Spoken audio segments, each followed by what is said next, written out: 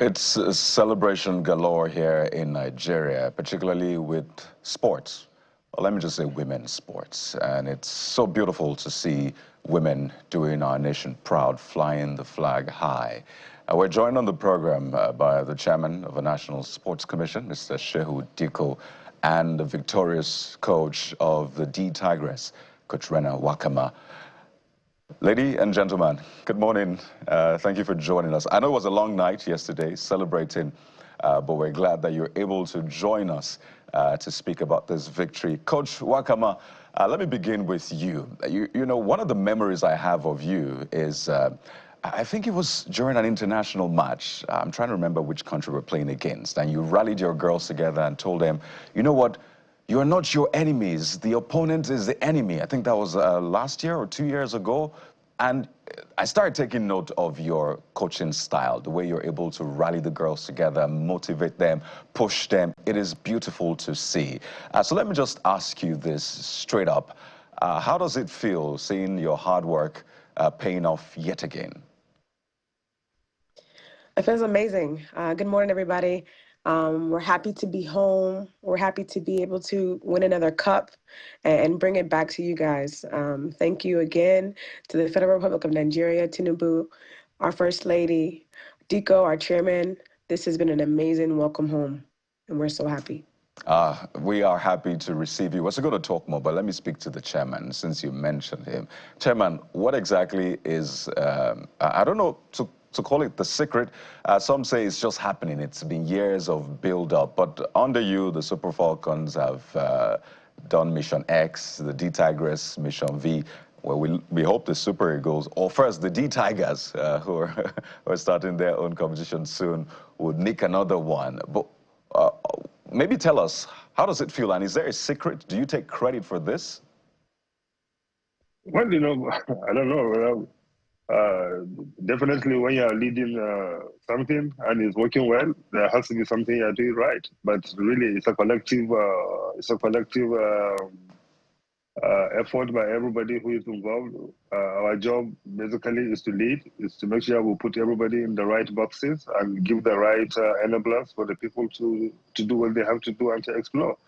And so that's what we are doing. You know, we are being very, very intentional and very, very deliberate about what we are doing, making sure we improve from where we are coming from. For example, before the Tigers left for Cote d'Ivoire, you know, they were in the office, we had the meeting, discussed the issues, tried to resolve all the mitigating issues, tried to make everybody to have a clear head that, look, we are having a new narrative, we are going in a new direction, and let everybody just do what they have to do, and we too will do what we have to do. And so everybody was happy, everybody is believing that there is a new trajectory. President Bola Tinubu is bringing a new vibe, a new drive into the sports sector, which we are fortunate to be given the opportunity to lead. So definitely we are doing something very, very right. That's why we are getting this trajectory. And earlier before, you can see, even though we are winning trophies, but there is a lot of toxicity around it, there's a lot of unhappiness around it. But now at least we are eliminating those issues and giving everybody to be happy to give their best 101% for the country. And now the president have elevated the whole thing much, much higher. Now everybody knows that if I put my feet for the country will back you up. Every step you go, the country is behind you. So that's the way to go. And so we are doing our own part as the commission, as the regulators of sports in the country, make sure everything works well. As you said, as we speak, we already have our Tigers in town already. The two are preparing for their next battle in a couple of weeks. So we are all putting everything that we have to do to make sure it's delivered. And we are eliminating all the negatives and the toxicity that comes with our sports before, making everything look more positive. You can see brands now. Last night, we didn't sleep much. We are coaches are aware, we are all awake because there's a brand that comes through to say, look, let's host you and celebrate you. And it was a very, very brilliant celebration. The girls were very happy, the coach was very happy. All of us were able to wind down and say, look, yes, we have done something for the country. So perfect for now, at least.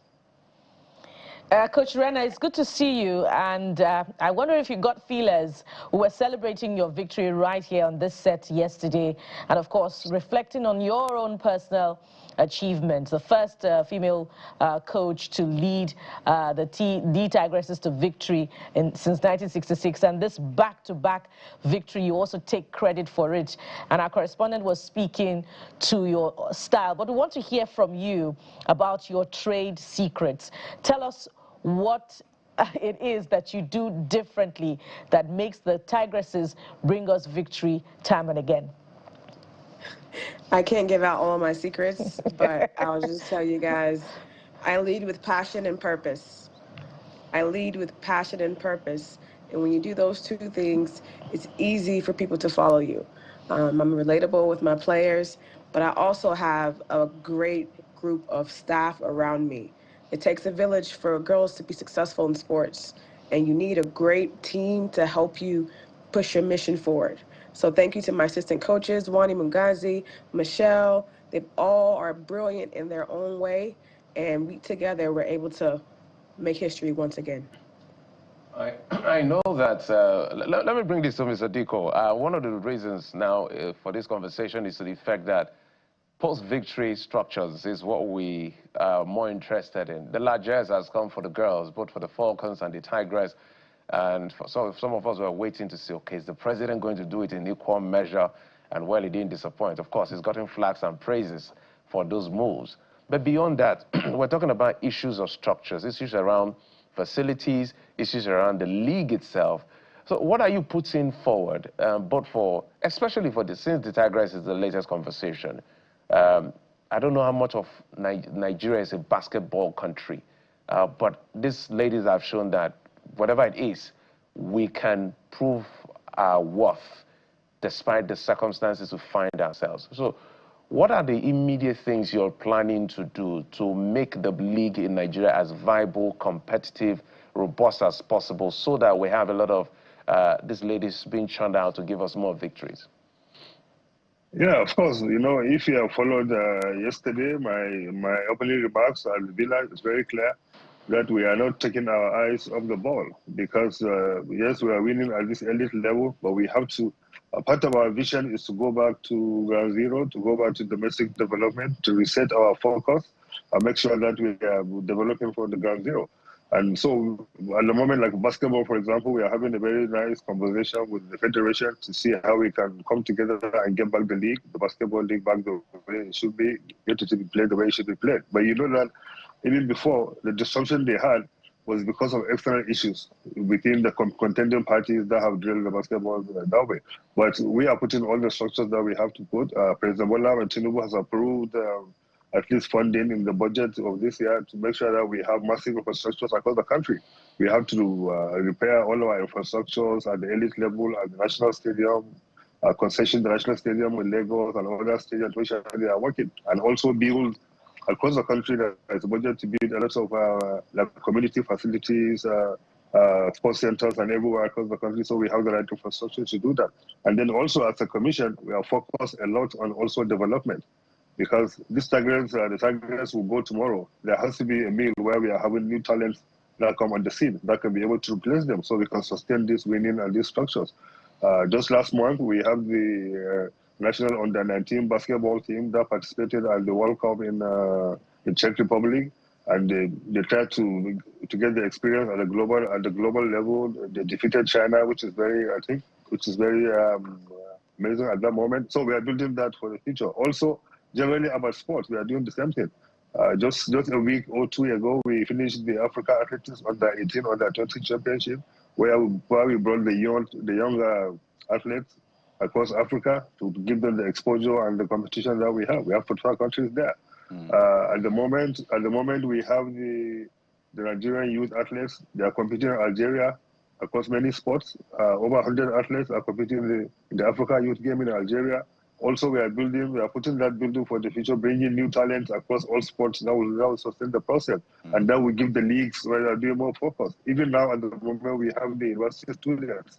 They're in Germany competing at the World University Games across many sports. So we have building that mean across the way that we have a consistent structure that continue to turn on the talent, that will continue to replace the aging ones and keep the system going. And then definitely we have to invest a lot across the domestic sports, make sure across all sports, all the leagues are working and stuff like that. Yeah. And then we have a vision to host as many international tournaments as possible. We have hosted so many at the moment in Nigeria, from athletics to karate to arm wrestling to tennis and everything that you can think about in the country. Because if you are trying to build a domestic system, also there has to be a process that gives the people to weigh in what is the process of the development. So in short, we are going to invest in the infrastructure, we are investing in the development, and also we are investing in the early sports. Because that's a very important part of this conversation. We spoke about it, how the leagues don't have a lot of games, as much games as you'll expect in other climes. And I'll just take this to Coach Wakama.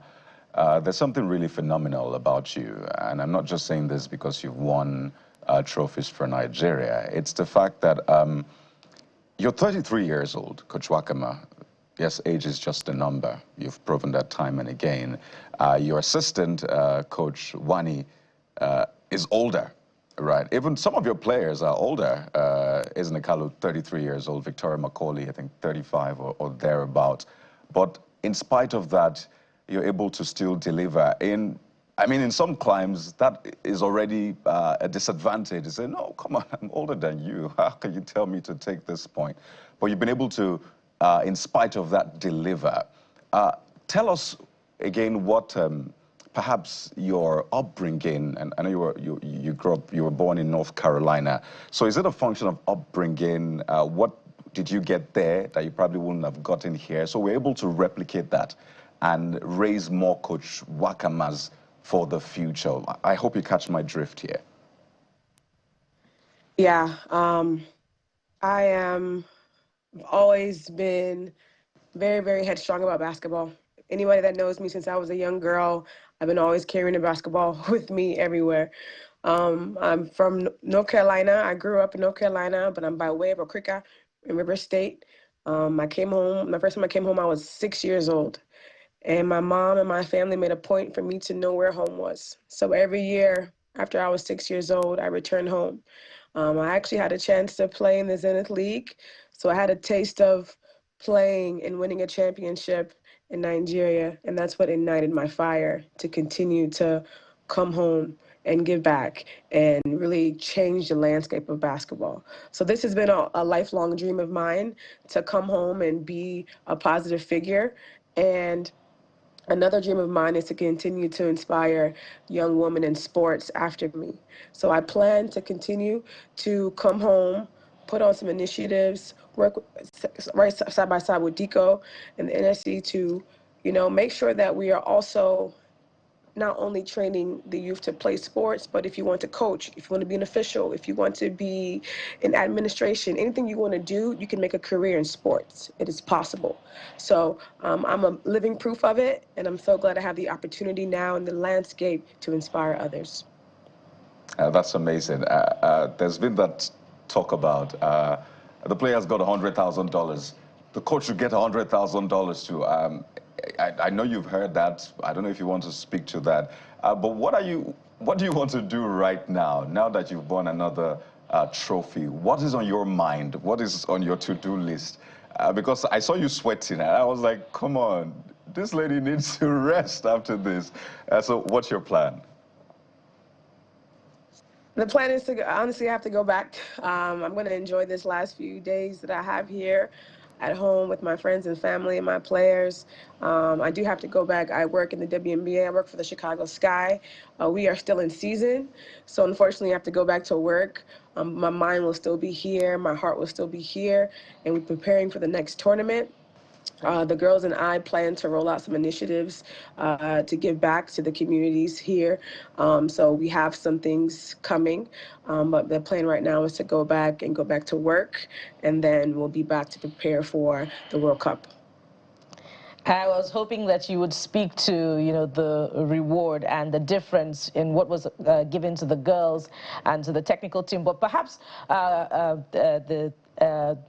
NSC boss, will speak to this, Mr. Diko. Alongside, I know that you've spoken about the development of championships back home and other efforts to develop sports.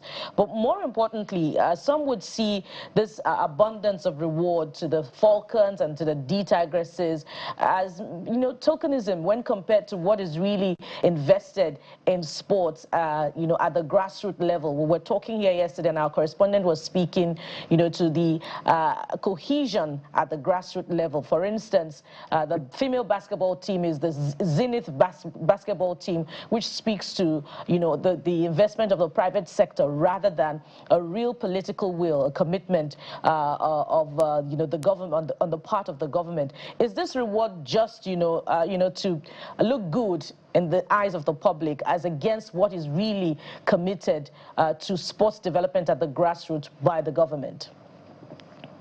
No, not at all. Rewarding athletes is part of the global plan. It's part of the global system. There has to be an incentive in place where the athletes knew that if I deliver this is what I get. If you go online, you see many countries have this kind of plan on the table. So what the President Bola Ahmed Tinubu is doing, it clearly aligns and it's in tune with the global development that our athletes should feel honored if they deliver for the country. Just a few weeks ago, people were complaining, for example, about a certain athlete who said he's leaving Nigeria to go and run for Turkey. Everybody was saying, no, because you're not looking after the athletes well, this and that. But now the athletes know that there's a reward system. But we have to also work back the system to make sure the logistics, the plan, everything that they need to work with is also perfect. And so we are also working for the first time in the history of the country, the biggest investment in sports budget and infrastructure is coming up from the government at the moment. So our job is as a government, to provide the infrastructure, invest in it, make sure we have the right infrastructure. Then the private sector must also align. They are the ones to come and run the leagues and fund the leagues while the infrastructure is there. So it's like a partnership between the government and the private sector. The government cannot all do it alone. And also government has to provide the infrastructure, the incentives for the private sector to be comfortable to be part of it. So we are all working on that context to make sure everything comes through together. We do our part as a government. We have to show the lead. The private sector will join and also do their own part to make sure the leagues, both across all sports, are also working going forward. So that's the way to go. And we are taking grassroots sports very, very, very, very serious. That's why Mr. President appointed a senior special assistant just on grassroots sports development.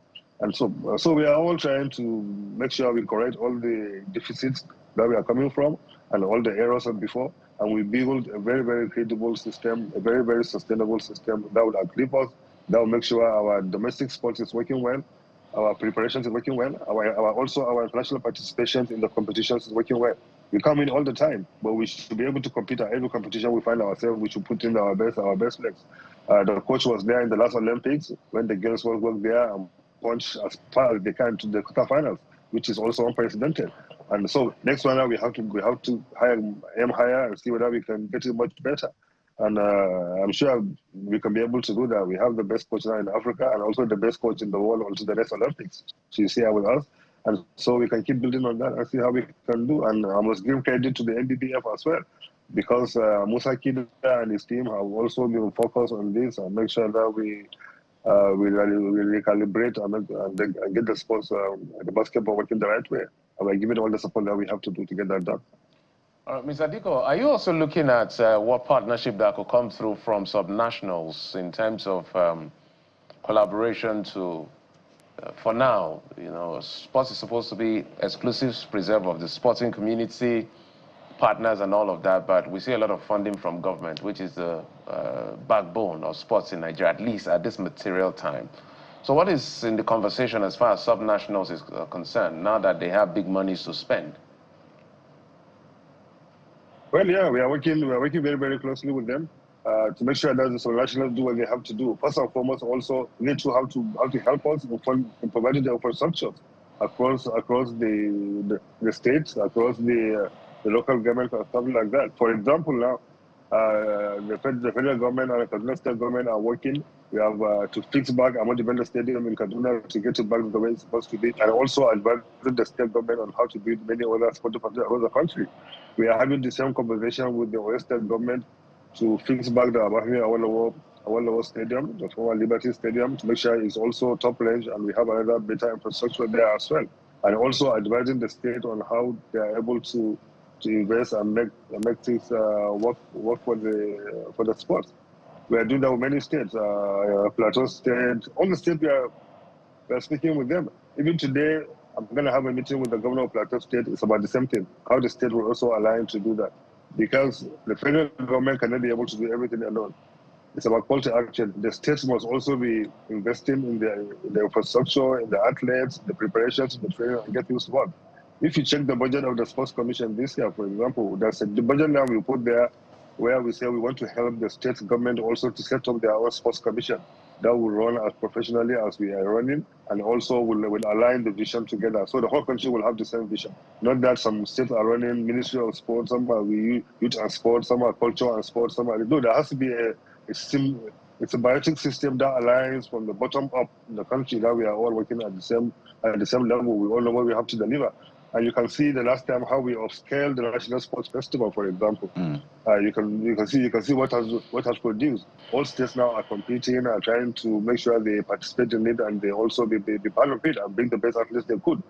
So today we have more than 19 states who are bidding to host the next festivals after Enugu in 2026.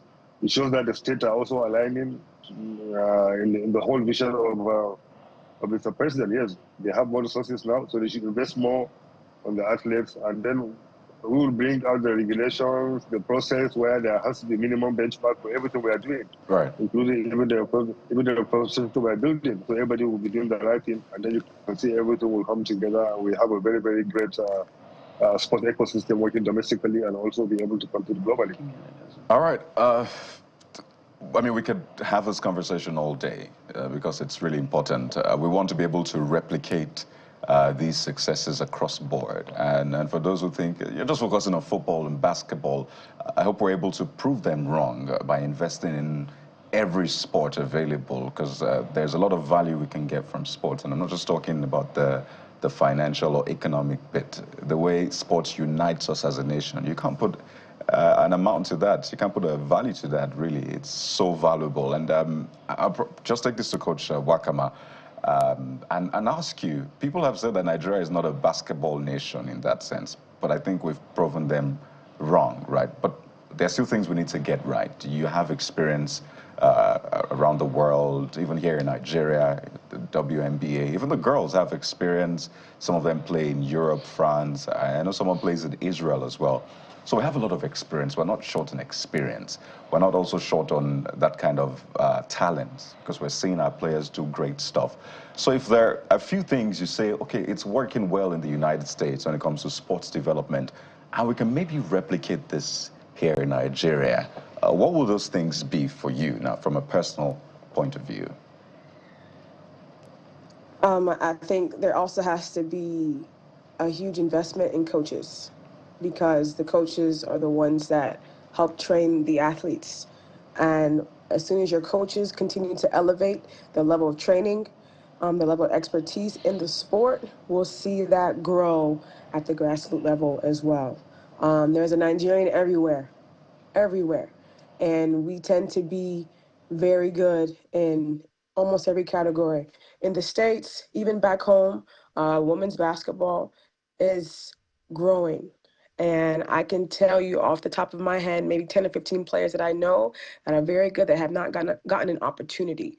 All right, so it's huge what Diko was saying about the investment in the sport and investment in grassroots and giving the visibility to those that are capable of uplifting the sport. But also we have to invest in coaches. There has to be trainings. There has to. In the U.S., you cannot be a coach if you're not licensed. Even in France, you cannot be a coach if you don't have a degree. So we have to also put a strategic plan into how are we going to elevate our coaches, because those are the first teachers for our grassroots. They're the first teachers, and you have to make sure they're getting the right training. Do you still ball, Coach? Do you still play well? Yes. It'll be good to see you play. I know you do that during training, but you know, seeing you on the sidelines, the way you were training the girls, I'm sure sometimes you wish you could just put on the jersey and just make a few shots. Which one will it be for you naturally? 3-pointer or just the usual 2? Which one are you bigger on? Anything. I'm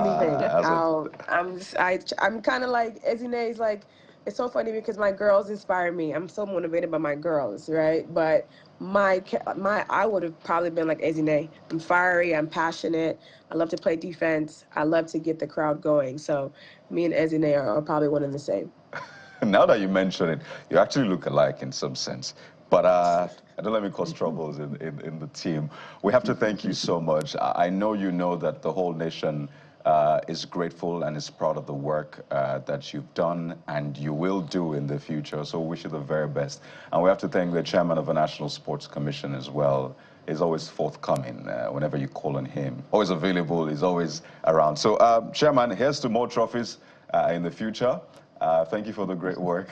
We'll be speaking with the chairman of the National Sports Commission, Mr. Shehu Diko, and the coach of the D Tigers, Rena Wakama. Thank you and wish you the very best. Thank you. Thank you very much. Thank you very much. Appreciate it. All righty. So let's invest in infrastructure in our coaches as well, because success is not by accident. We'll take a quick break now, and when we return, what is going on with the People's Democratic Party? Well, the FCT minister said that for now, the issues are over. But are they really over? We'll find out in a moment. Stay with us.